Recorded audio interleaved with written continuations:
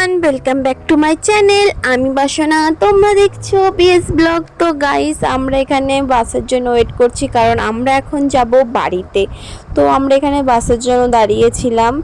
তো আমরা সকালে এমনি সমুদ্রে স্নান করতে গিয়েছিলাম, আমি আর আমার একটা দিদি, আর ছেলেরা পরে গিয়েছিল। তো এটা ছিল একটা পার্কিং, তো এখানে যাওয়ার সুযোগটা হয়নি। তো এখানে আমরা এখন দীঘা থেকে বাসে করে যাব হলো কলকাতা ধর্মতলা।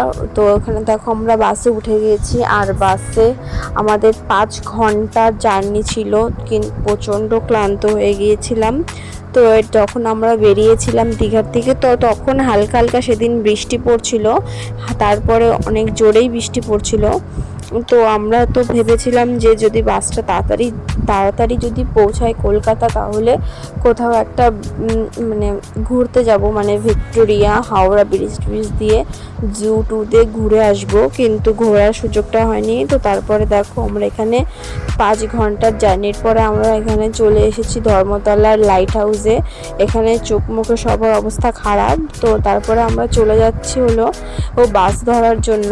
তো এটা কলকাতা শহর, হাওড়া শহর। তো আমি কলকাতা ফার্স্ট টাইম এসেছি, আমার চোখে মুখের অবস্থা প্রচণ্ড খারাপ। আমরা হাঁটছি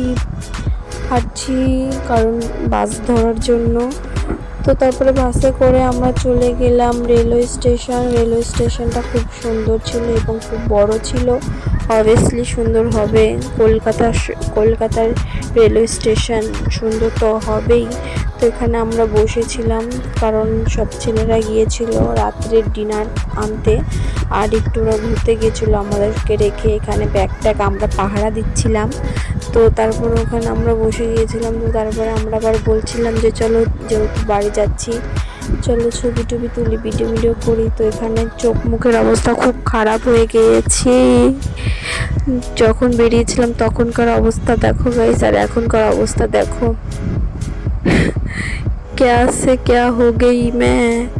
তো তারপরে সেদিন আমাদের ছিল, সেদিন আবার ইন্ডিয়া ওয়ার্ল্ড কাপ জিতেছিল। তো তখন পতাকাটা উঠছিল, তো তখন এটা দেখে একটা গানই বেরোচ্ছিল, লহেরা দো লহেরা দো।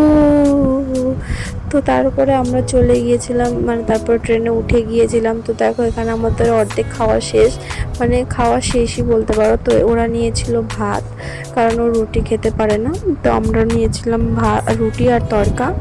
তো তারপর আমাদের খাওয়া হয়ে গেছে, দেখতেই পারছো। তো সারা রাত যেহেতু আমরা উপরের সিটে ছিলাম, তো আমি তো পুরো সারা রাত ঘুমোতে গেছি।